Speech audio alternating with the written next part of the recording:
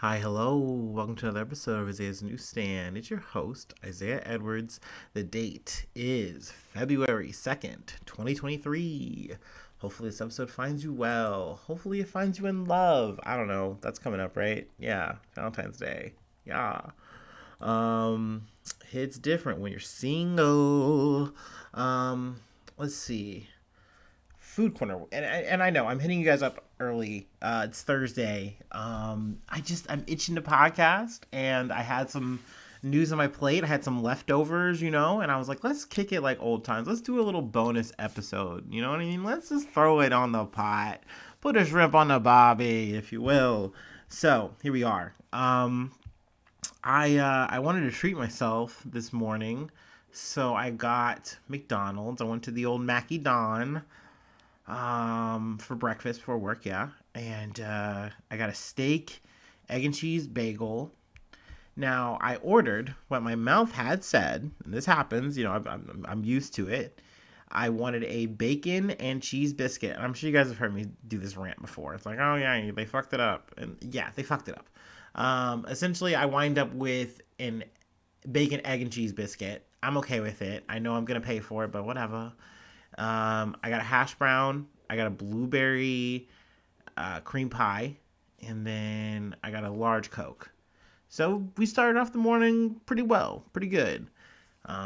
Work's been fine. I've actually been picking up a little OT, a little bit of extra work in the old cardboard business. So it's been fun, I guess, for that. I will say, I guess, a little bit of an update. I have a somewhat of a work mom now, like another one. I've had one before. She's still there, but I have like another. And they've been like sending her down to work with me when it's busy. It's nice. So like we'll catch up, we'll talk. We'll push some cardboard down and call it a day. So it's been nice. It's been a chill work situation overall, for what it is. Let's see. We can get into some news. Let's cover it. Like I said, this is a bit of a leftover episode. Maybe even old news, you can say. Some of these are, from like January 26th, what I'm going to start off here with. But I just wanted to cover them. They're still good. They're still interesting stories. I do try to keep it weekly, but sometimes we can brush off the dust on some of these. So let's see. From NPR, FBI says it hacked the hackers to shut down major ransomware group. Now, this ransomware group is a Russian linked organization called Hive. And they've been on the radar since like the summer of 2021, I think. They were selling ransomware tools and services to affiliates around the world. And it was like around the COVID-19 pandemic. So it's like a lot of people are inside. Obviously a lot of people are working from home. A lot of computers being used. And there's a lot of hackers, a lot of people running scams, running schemes. So that was very prolific. Oh, excuse me. Let's see. They received more than 100 million in profits from victims who paid to get their data back or prevent it from being leaked, according to the Justice Department.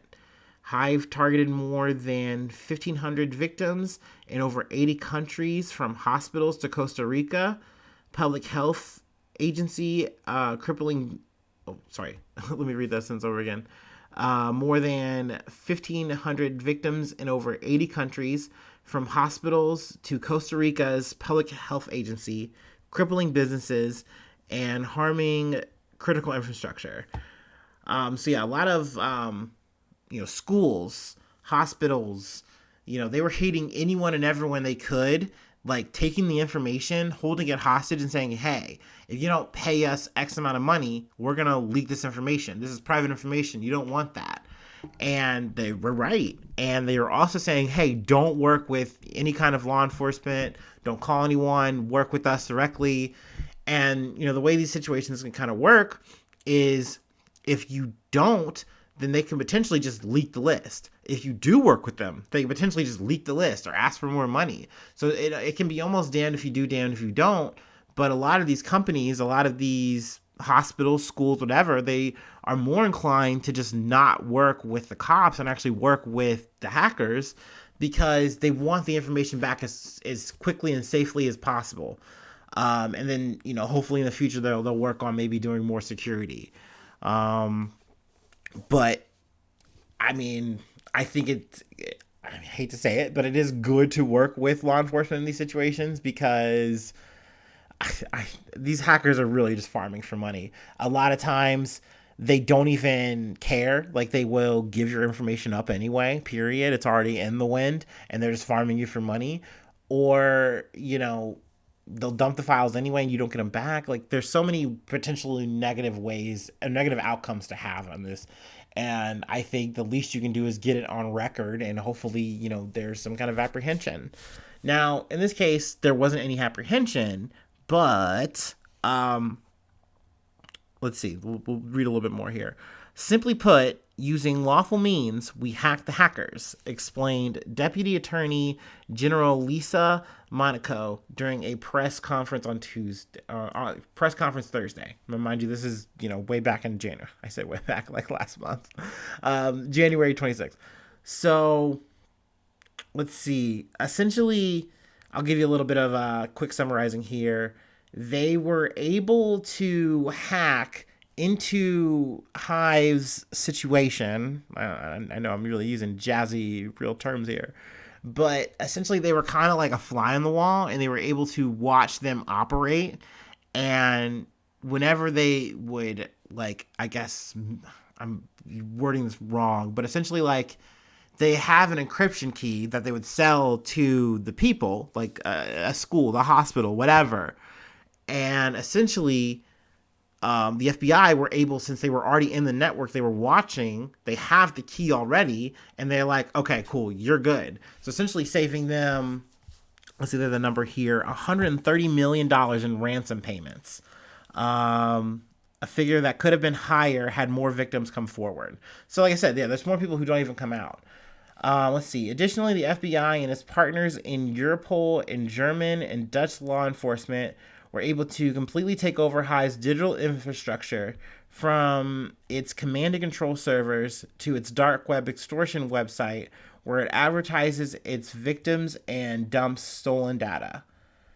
This is a big deal. Now, part of the thing I used for the thumbnail, the leak site was replaced with a banner from the international group of law enforcement agencies announcing the Caesars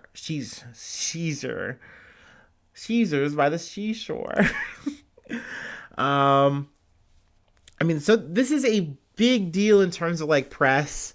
But I mean, if you're used to this kind of shit, like, I don't know if you've ever seen like a FBI or, a big state police drug bust or whatever. They always do the most peacocking, and this is no different. It's very interesting. It's very eye-catching. I had heard about it and I didn't quite get to it, but honestly, in the scheme of things, kind of the reason it's kind of here in the leftovers is because it's a drop in the bucket. And also, they didn't catch anyone. So they took over the site. It's a big deal. They've taken down the site, but it's a site among many.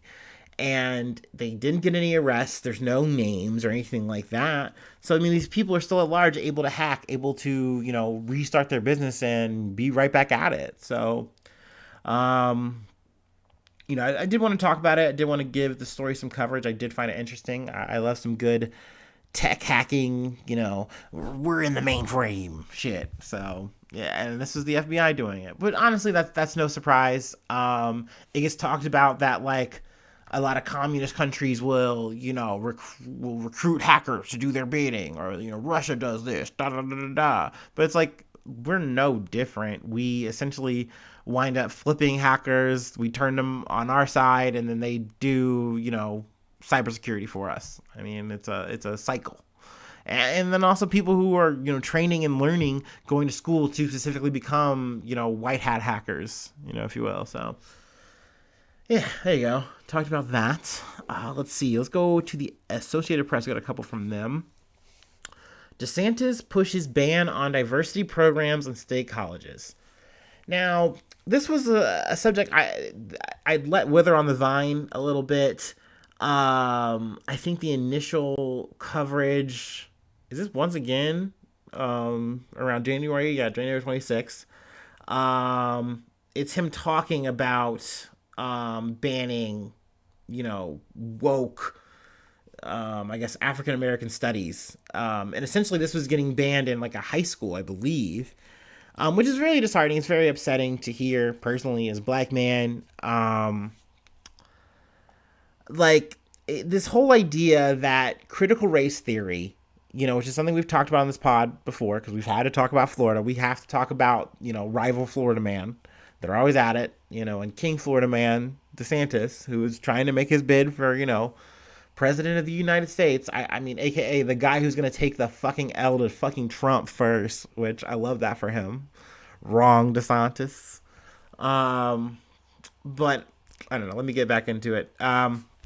Essentially, part of his, his pre-campaign, if you will, his pre-prep for the cook, is he's really been going up against, woke, liberals and woke thought, like essentially just being a super prop candidate for everything you hear and see on Fox News. And, this whole idea that critical race theory is, painting white people out to be the bad guy, and that essentially talking about systematic oppression, which is something I talk about goddamn every episode, it seems like, but how that's somehow bad and that's somehow evil and it's somehow misguiding, and you're twisting what actual history is, and you're making people out to be the bad guy, and people should be colorblind. It's a lot of this yada yada fucking bullshit, if you ask me. And he's running on this campaign, and people are eating it up, and it's really at the cost of education. These are classes that you elect to take. They aren't forced on anyone. You are actively saying, hey, I would like to take this class. I would like to learn more about it. And DeSantis is essentially saying, hey, I want to interfere with education. I want to meddle. I need to get involved here and stop it. And at the end of the day, I say meddle, but there are people who are boots on the ground about this shit, who are actively just screaming for boycotts. And it's hard. It's hard to hear. I'm a person, when I grew up in a place that was predominantly white, and at least having access to these kind of classes, I mean, they weren't offered to me at the end of the day, because I'm a fucking high schooler at the time.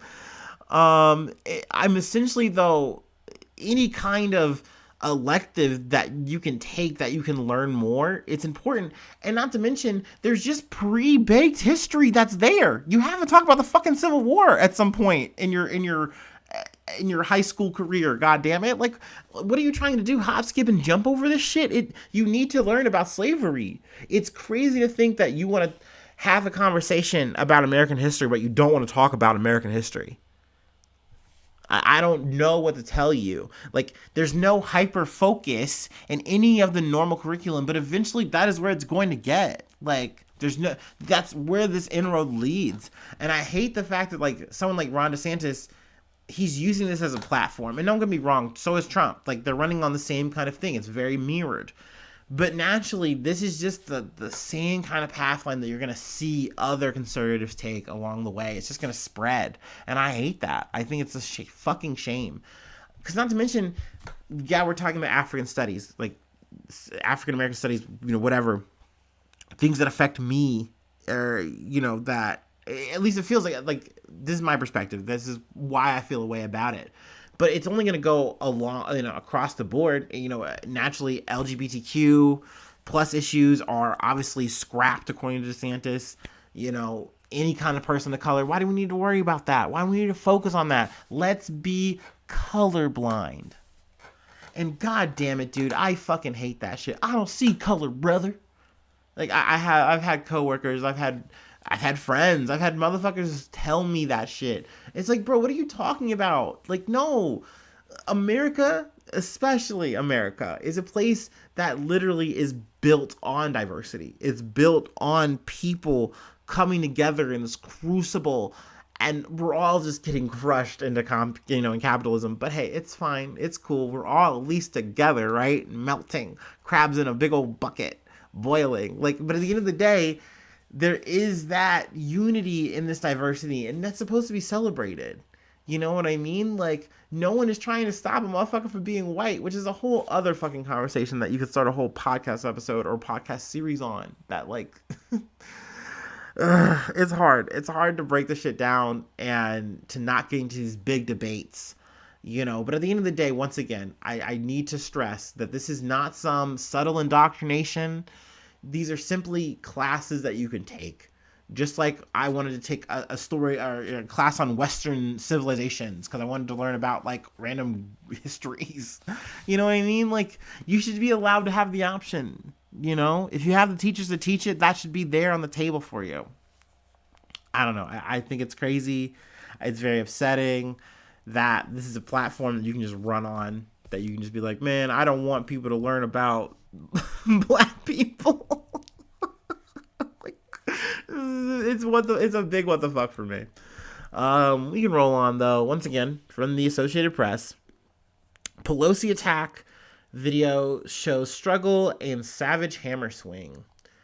Now, I haven't updated much on this. I believe like the court proceedings and all that shit is going along. Essentially though, I just wanted to talk more or less because the video is out. I want to say this was more of a thing like last week. No, yeah, well, yeah, January 27th. So yeah, I don't know why I'm acting like that's so fucking far away. Look, new month, new me. Like I said, I'm already having an intense Black History Month. Like, I'm living day to day. Let's see. What did I really want to cover here? I will say, like, more or less the video, like, it's there for the people who needed to see it, I guess. I mean, this is really a push. We can read a little bit here. The video release comes after a coalition of news agencies, including the Associated Press, sought access to the evidence that prosecutors played in court last month. The San Francisco district attorney had refused to make the exhibits available to journalists and defense lawyers, fought their release.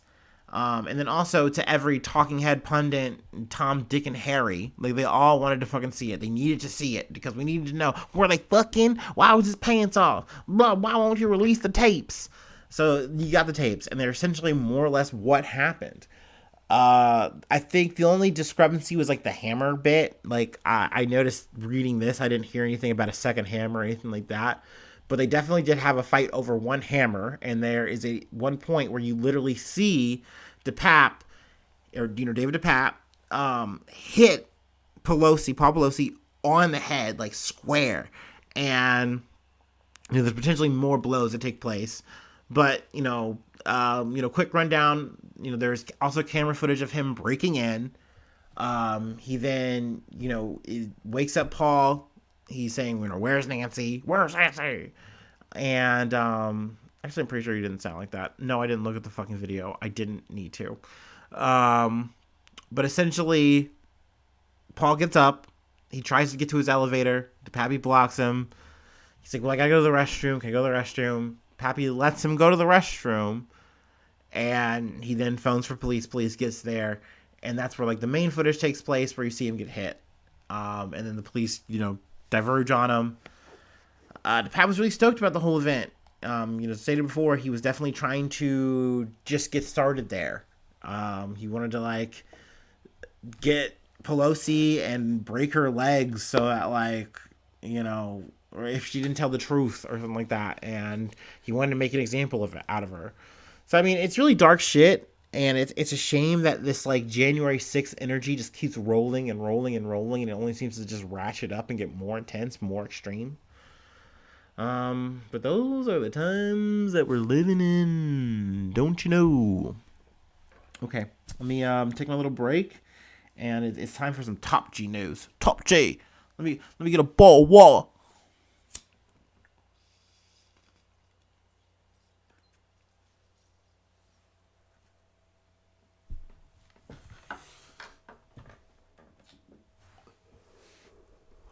And yes, I know my accents are bad. I'm sorry.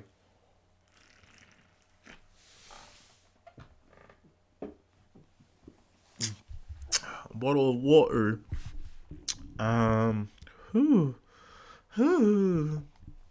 From CNN, Andrew Tate loses appeal against detention in Romania. So yes, I mean our top G, our alpha, hashtag bald by choice. My God, man, oh man, oh man, that hairline is MIA, brother. That hairline is in the Matrix. Okay, okay. Um, Him and his brother Tristan, they're in the soup. They're in a lurch. They're gonna be in jail. They're at least gonna be locked up. They won't let them out. No, they won't let them out until February 27th. So they're gonna be chilling with the bugs. And I don't know what rhymes there that fits. But yeah, they're gonna be in jail. Detention, whatever. Let's see. I'm sure there's more to report. Like that's the thing. I mean, there's a whole TikTok discourse that is rampant taking place. People are obviously talking about it. What are people saying, not saying, yada yada yada. But I really want to wait till trial shit hits, and even then, I don't know if I want to cover that beat to beat to beat. Right now, I'm just saying, hey, like they're still in jail. That's really what I want to talk about. And like I said, that this man's hairline is MI fucking A. I will say, like his sweater. I'll give him that. His transit jail swag, it's okay. I mean, he's been rocking that Under Armour for a while. But I mean, this sweater I like. That hairline though, man. Well, sheesh. It just goes to show you, not all you can have all the money in the world, all the intention, the whole eyes of the world is on you, but that doesn't fix everything. No, does it not? But yeah, I mean, I don't know. My speculation on how this is gonna go.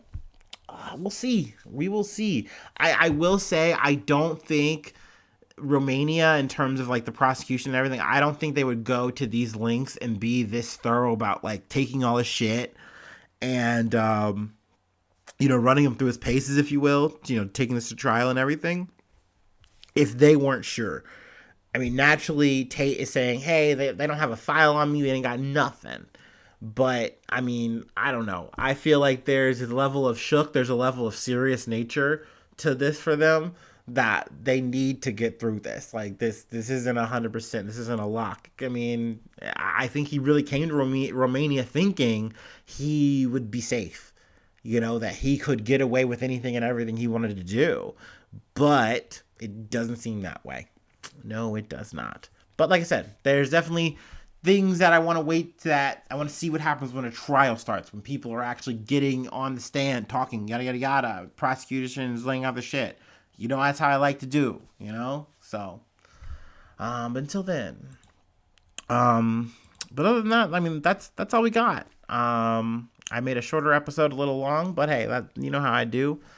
Patreon.com/Isaiah News for bonus episodes, for bonus Discord access, for oh yes, of course. I'm sorry. In my midst of running down the news, doing my shit, I almost always forget, but I'm not. We're gonna do the roll call right here, right now. I wish I had like music for this. That'd be nice. That'd be cute. All right. So shout out to my newsies, Stephanie Renee, Denver McIntosh. Thank you so much. You're the best. Without your donations, without your support, this would be a harder job for me. That's for fucking sure. You add a little bit of, cash injection, if you will. And, that has definitely helped make an episode better. Hopefully it's getting me closer to some better equipment. I'm really angling for that. Cause I don't want to say like, oh, big things coming, but I do want to make the effort to make this podcast better. And not to mention, it's just nice that people are just showing their support. I often tell people that, yeah, at the end of the day too, yes, this does go to something. It does go to things. It helps me keep me alive sometimes. But at the end of the day, it's a nice tip jar, and I appreciate that. And I think, the newsies know, and I always appreciate you guys for that. So this is my time to say, thank you so much for just me and you. And free ways to hit me up. IsaiahNews1@gmail.com. And I'm on Facebook. I'm on Tumblr. I'm on Twitter. Obviously, I'm on YouTube, Feel free to subscribe if that's how you listen. Hey, gives you the notifications and bigger number, better person, maybe. I'm working on it. But yeah, hopefully I see you soon for some more good news. I love you. Bye-bye. Mwah.